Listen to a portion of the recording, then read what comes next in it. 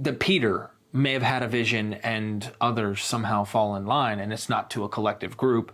If yes, would the same be true of a Peter who was merely mistaken about seeing risen Jesus? So that's the easiest question that's going to be asked. The answer is yes. That's why I love Dale Allison Jr.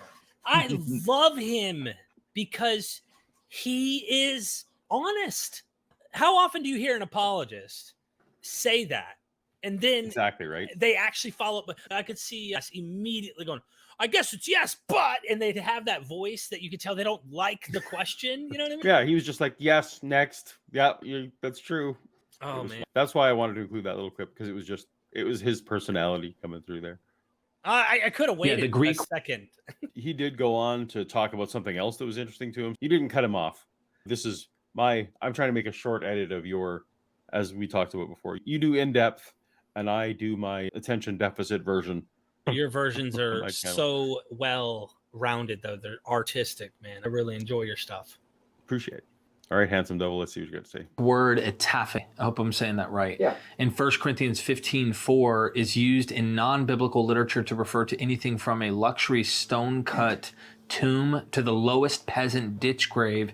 Is there anything about this word that would exclude the Romans putting Jesus into a criminal's ditch grave? So again, to repeat, all I did was work with the dictionaries, and I didn't find anything in connection with crucifixion or with disposal of criminal bodies. So is it possible hypothetically? Yes, but I haven't done all the work. I do know that it's, in every text that I have looked at, it is used for some kind of burial. That is, even if it's just digging a ditch and putting dirt on it. But I don't know why the Romans would have done such a thing. I'm not sure why they would have done that. The usual argument is that bodies were left up on crosses, or they were just thrown into piles for the dogs and the birds to come and feed on, and that would be the final degradation. I wanted to ask you about that one. Yeah, because I included that one specifically because that's the most shot down I got. He didn't give me any room to breathe on that. So as a background for those who don't know, so etaphe is in 1 Corinthians 15, I forget which verse, maybe 5, but it's in 1 Corinthians Creed where it says he was buried and then he was raised. So one of the things that myself and a lot of scholars have noticed is that in that passage, there's no mention of a tomb, right? Paul affirms that Jesus was buried, but he doesn't affirm in any way how.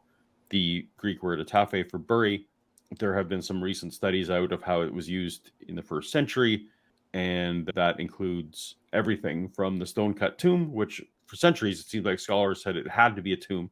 Now there's records of it being used for like literally just ditch burial. What Dale is throwing back to me is saying, well, it at least means tossing a bit of dirt on top of them, and that to him doesn't sound like what the Romans normally do to a crucifixion victim. So the idea that etaphe might equally apply to what the Romans did, Dale doesn't think that jives. So that part of my hypothesis he thinks doesn't work, and that's fair. He did say that really his only study into this, though, was by skimming the dictionary and not going into detail. But anyway, he disagrees with me, and so I wanted to include that because I wanted to show that it's not just things that agree with me. So I think that you've done a lot more on that. That's why I wanted to ask you about it, because that term and its usage, I've heard everything from criminal grave where they would actually put the bodies of criminals, if you will. So they would actually go and there was a location, not just under the dirt and throw them in a common grave as we would think. There's more than one explanation I've heard. So one might say Occam's razor, right? And this is, I think, what Dale's trying to do. He's saying, Paul says he's buried. Paul says he's raised. The Gospels say he's buried. And they say what kind of burial. If we had other accounts to him, in his mind, saying, oh, this is the kind of burial. If there was dispute between Mark's type of burial, was just a common grave, but then Matthew's was like a stone-cut grave, then maybe we would go with, oh yeah, it was this one. But since our earliest attestation from the Gospels is it seems to be a stone-type grave, then that's why he would argue that, which is why Bart and other people would say it's legendary and not actually the case, because they want to look at it and say, they wouldn't throw criminals. This is a guy, remember, on a Roman cross. They wouldn't have thrown him in a nice stone-cut grave. But this is where Dr. James Tabor, which I've you played the clip earlier on, he thinks that because it's Passover and there is a law in the Hebrew Bible where you're supposed to bring that body down. Cursed is the man who hangs on a tree. But this idea that you need to bring them down by the end of that day, especially if Passover is near. So they had to temporarily bury him. And he, if I'm not mistaken, I don't want to straw man him. Maybe we should do a follow-up episode, or you should, to talk to him more about this. He thinks that what happened is they temporarily bury him. They come out Saturday, boom, they move the body into a whole different place. Now, these poor peasants who are nobodies, they don't have political power. They're not, the Sanhedrin isn't calling them up going, hey, Kephas, hey, what's up, man? Hey, your master just died. We moved him to tomb 23A. Yeah, go find him down there. So now they appear to the temporary tomb and go, where's his body? And next thing you know, these Hedron or the Romans, whoever, moved his body from this temporary spot to another one.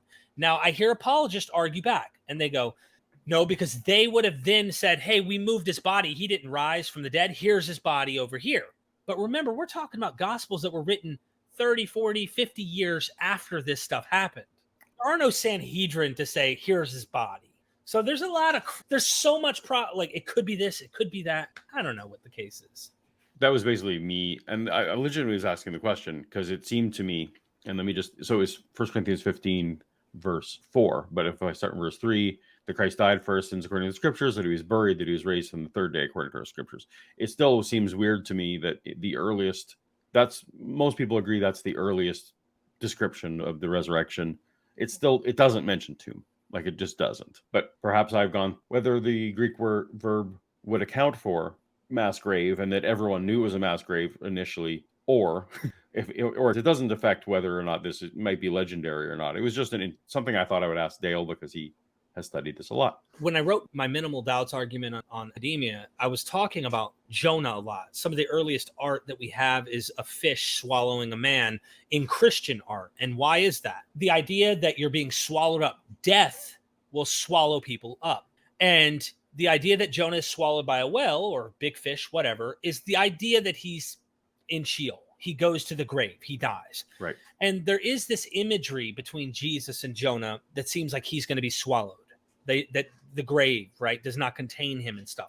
And I wonder in the 1 Corinthians 15 creed, if when it says he's buried and he resurrects according to the scriptures 3 days later, blah, blah, blah, makes me wonder if this burial is analogous to the just Sheol, the grave. It doesn't imply what kind. So now you have the imagination of the Gospels being able to create a literary trope for the burial and the death of Jesus, or maybe it's a different tradition implying there's something else there. My point is, I don't think 1 Corinthians 15, we can squeeze that much out of this tiny lemon. I just don't think it gives all that anyway. And of course, what you say is actually reinforced by words of Jesus, is just as Jonah was 3 days in the belly of the fish. And I don't think that Jesus said those words, but those words were put into Jesus's mouth at some point. So someone around the time of the gospel writing was making that exact connection you just put forth.